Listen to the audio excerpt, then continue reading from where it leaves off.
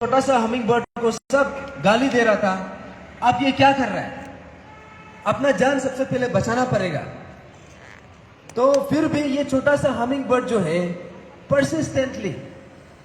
Persistently वो जो छोटा हमिंग बर्ड ने क्या किया कि जो सामने वाला पॉन्ड से पानी बार बार एक एक ड्रॉप करके उसमें जो आग है, जो वाइल्ड फायर है, उसको बुझाने का कोशिश कर रहा था।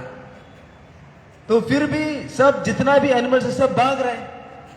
तो जब उसका जो एफर्ट है, उसका जो परसिस्टेंस है, उसको बहुत समय तक देखने के बाद जितना भी बाकी एनिमल्स है वो लोग का दिमाग में एक चीज चला कि ये छोटा सा बर्ड है, ये कुछ तो कोशिश कर रहा है। या में ऐसे कुछ, ये जो आग जो लगा हुआ है इसको एटलीस्ट बुझाने का कोशिश कर रहा है, भले ही छोटा ड्रॉपलेट्स में हो। कहा वाइल्ड फायर और कहा छोटा छोटा ड्रॉपलेट्स। तो फिर भी ये अपना कैपेसिटी में अपना हिसाब से कोशिश कर रहा था। तो बाकी एनिमल्स का दिमाग में ये चीज आना शुरू हुआ कि ये छोटा सा एनिमल, जो छोटा सा बर्ड है, इतना बड़ा वाइल्ड फायर को बुझाने का कोशिश कर रहा है, तो हम क्या कर रहे हैं? सब जंगल को छोड़ के भाग रहा था, सब अपना जान बचा के भाग रहा था। तब वो लोग के दिमाग में वो चीज क्लिक हुआ कि अभी यहां से हम भागेंगे तो हम वैसे भी मरने जा रहे हैं, क्योंकि जंगल ही हमारा घर था, और जब जंगल ही जल के राख हो जाएगा तो there is no point running away from here. तब जाके जितना भी एनिमल्स है सब गैदर करके डिस्कशन करके वो लोग ने क्या किया कि अभी इट्स इनफ ऑफ रनिंग, अगर हमको सरवाइव करना है तो ये आग को बुझाना पड़ेगा। तब जाके उन लोगों ने क्या किया, जितना भी वाइल्ड एनिमल्स है सब गैदर होके वहां का जो मेन रिवर है, रिवर का कोर्स को चेंज करके वहां पे उस पे जितना एलिफेंट्स हो गया, अलग अलग एनिमल सब इकट्ठा होके रिवर का डायरेक्शन को चेंज करा दिया। और जहां से आग जल रहा था, जहां पे आग जल रहा था, उस डायरेक्शन में रिवर का कोर्स को, उसको डायरेक्शन को चेंज कर दिया, उसका तरफ कर दिया। तब ऐसे कर करके क्या हुआ कि in span of like certain hours, almost like 10-12 घंटा के बाद वो उसी जो नदी का जो पानी है उसका थ्रू से वो जो वाइल्ड फायर है उसको बुझा देता है। तो यहां का जो मोरल ऑफ द स्टोरी क्या है? मोरल ऑफ द स्टोरी ये है, जो हमिंग बर्ड का जो अटेम्प्ट था, जो एफर्ट था, उसका जो परसिस्टेंस था, उसका जो आइडिया था, और उस जो परसिवरेंस के साथ, जो कन्विक्शन के साथ वो एफर्ट लगा रहा था, भले ही छोटा छोटा ड्रॉपलेट उठा के उसको बुझाने के लिए कर रहा था, वो जो हमिंग बर्ड का एफर्ट जो है, उसका एक्शन जो है, बाकी जितना एनिमल्स है उसको इंस्पायर कर देता है। वो सबको मोटिवेट कर देता है कि नहीं, running away is not the solution. अगर प्रॉब्लम है तो प्रॉब्लम को एक्सेप्ट करना पड़ेगा, लेकिन एक्सेप्ट करके वहां पे बैठना नहीं है, प्रॉब्लम को सॉल्व भी करना है। तो आज ऐसा एक सिचुएशन आ गया है अरुणाचल में।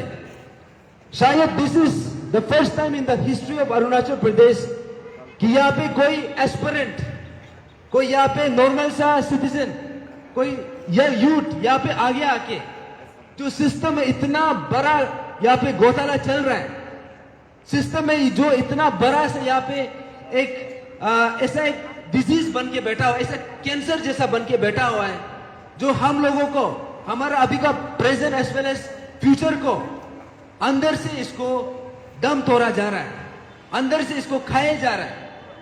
तो ऐसा में अभी हम लोगों ने जो कदम उठाया है, pan Arunachal joint steering committee, वैसा ये ऑर्गेनाइजेशन जो है, ये एक प्रॉपर स्ट्रक्चर ऑर्गेनाइजेशन भी नहीं है। ये जस्ट हमारा जो जितना भी डिप्राइव एस्पिरेंट्स है उसका जस्ट एक गेट टुगेदर है। हमारा जो दर्द है, हमारा जो हमने जख्म हमने जो महसूस किया है, उसको लेके हम आगे आया है। और यहाँ में जितना भी है सबका सब डिप्राइव एस्पिरेंट्स है, सबका सब डिप्राइव पेरेंट्स है। तो यहाँ में हम लोगों ने हमिंग बर्ड का जो स्टेप था वो स्टेप लेने का हमने डिसाइड किया है। हम लोगों को पता नहीं ये एफर्ट कहां तक जाएगा, कितना तक सक्सेसफुल होगा, लेकिन हम लोग को यह पता है कि ये जो आग जो लगा हुआ है इसको बुझाना जरूरी है। चाहे वो एक ड्रॉपलेट से हो या 2 ड्रॉपलेट से हो, चाहे वो एक बकेट से हो या फिर 2 बकेट से, अगर आग को बुझाना है तो हमको एफर्ट लगाना पड़ेगा। तो उसके लिए हम बाहर से किसी को एक्सपेक्ट नहीं कर सकते कि वो आके हमारा प्रॉब्लम को सॉल्व कर देगा। या में हम कोई या आसमान से कोई आके तो टपक के तो नहीं कर सकता है कि अचानक से हमारे जितना यहाँ का प्रॉब्लम है उसको सॉल्व कर देगा। अभी हमारा प्रॉब्लम है तो हम सबको हमिंग बर्ड बनना पड़ेगा, और इसका चेंजेस जो शुरू होता है यहां से। हमने ये जो इशू उठाया था, वैसे तो एपीपीएससी इशू जो है ये एक सिंगल डायमेंशन वाला इशू है, but there are so many such issues, इतना सीरियस इश्यूज है, हम लोग वो चीज में बात करना शुरू भी नहीं किया है। अभी आप सोच के देखो, एपीपीएससी इशू जो था इसमें हमने क्या चीज मांग दिया कि सरकार नहीं कर पाया, कि ऐसा कुछ मांगा है कि जो बियॉन्ड सरकार का बियॉन्ड था। फॉर एग्जाम्पल हमने मांगा कि prevention of unfair means act, आप बता के देखिए क्या ये सरकार का बियॉन्ड कैपेसिटी है क्या? क्योंकि सेम एक्ट जो है ये उत्तराखंड में है, ये राजस्थान में है, ये अभी झारखंड में भी है, और प्लस रिसेंटली असम में भी लेके आ गया है। लेकिन आप सोच के देखो 2 साल हो गया, और हमारा जो लास्ट ये असेंबली सेशन था 8 और 9 फरवरी को, हमारा एक्सपेक्टेशन ये था कि एटलीस्ट इसको लेके आएगा। तो अभी पता चलता है कि ड्राफ्टिंग अभी तक रेडी भी नहीं हुआ है।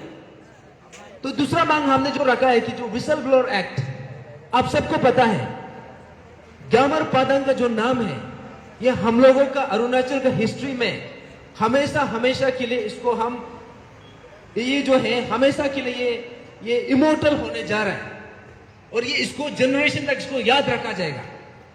लेकिन आप सोच के देखिए इतना साल से ये घोटाला चल रहा था, एक ही ग्यामर पादंग क्यों निकला है, और क्यों नहीं निकल सकता है? इसलिए नहीं निकला है क्योंकि बहुत लोगों को डर लगता है, इसलिए ग्यामर पादंग और बाकी में ये अंतर है। तो हमारा मानना यह था कि अगर ऐसा कोई हिम्मत करके निकला है तो फ्यूचर में एनकरेज करने के लिए ऐसा और ग्यामर पादंग निकलने के लिए यहां में हमने मांग रखा था कि विसल ब्लोअर एक्ट बनना जरूरी है, ताकि विसल ब्लोअर्स को प्रोटेक्शन मिले, विसल ब्लोअर्स को रिवॉर्ड करे, और जो विसल ब्लोअर है उसको रिकॉग्नाइज करे। अभी 2 साल का बाद भी अभी जाके पूछता है तो सिर्फ डिस्कशन स्टेज में है बोला।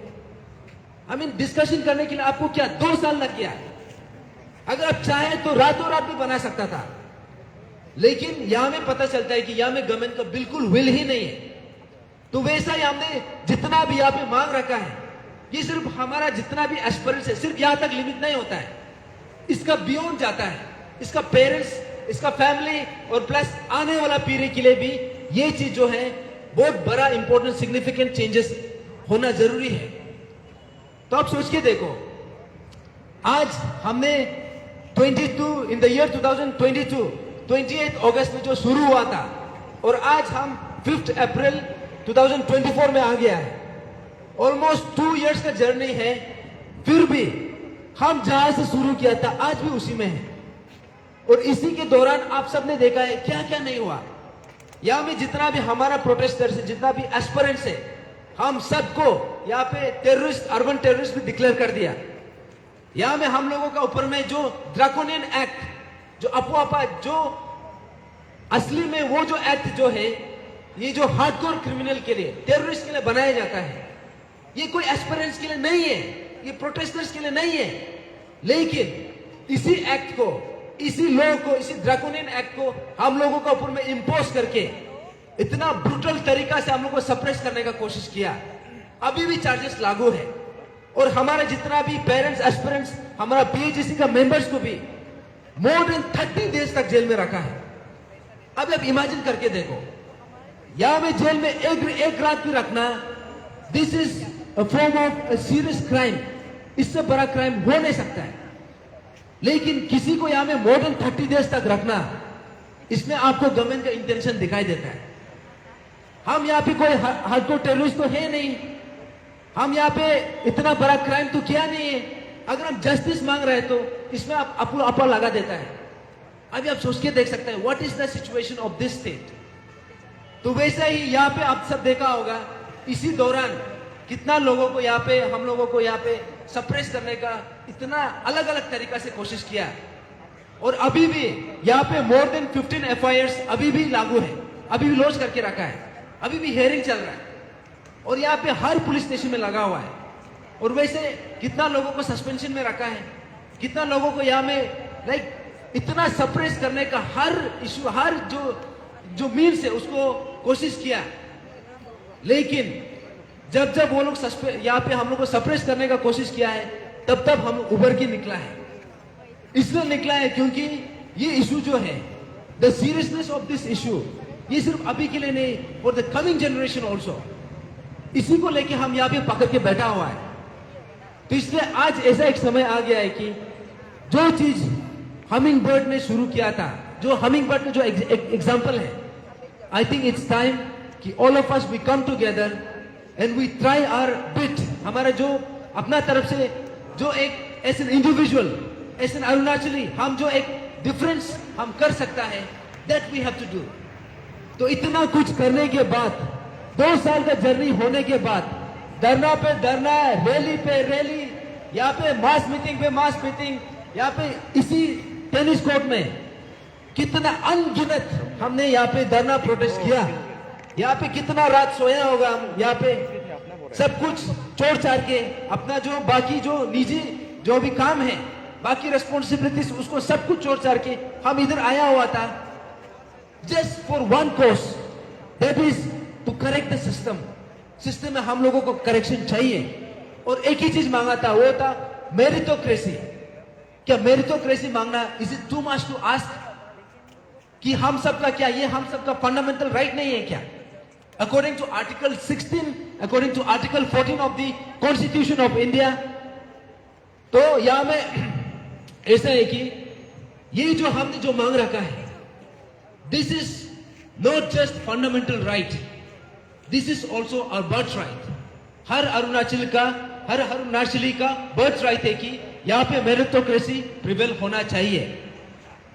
तो ये जर्नी में आप सबने देखा है कि how we have been suppressed, और अभी हम लोगों ने इतना कुछ करने के बाद, जब लास्ट टाइम ये जो रिसेंट जो 18 फरवरी का जो समय है, क्योंकि 18 फरवरी 2023 में हम लोगों को सरकार का तरफ से इतना बड़ा आश्वासन दिया था in front of all of Arunachal Pradesh, लेकिन एक साल के बाद 18 फरवरी 2024 में पता चलता है कि वो जो एश्योरेंस था, वो जस्ट एक कोकला एश्योरेंस था, उसमें अभी तक खरा उतर के आया नहीं है।